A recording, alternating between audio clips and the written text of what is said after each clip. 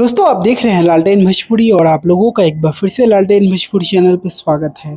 अभी 1 घंटा पहले ही खेसारी लाल का एक वीडियो आया था नए गाने के बारे में। नए चैनल से गाना आ रहा है और अभी तुरंत उसका पोस्टर भी आ गया। जी हाँ दोस्तों, नींबू खरबूजा भइल 2 इस गाना का इंतजार आप लोग कर रहे थे, हम लोग डिमांड कर रहे थे और उसका पार्ट 2 उसका रीमेक वर्जन आ गया, आ रहा है। पोस्टर आ चुका है, कृष्णा बेदर्दी जी लिखे हैं।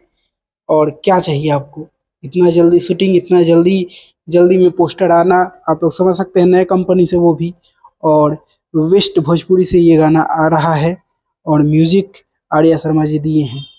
बहुत ही तगड़ा। और सपना चौहान जी वीडियो में नजर आएंगे, लकी विश्वकर्मा जी।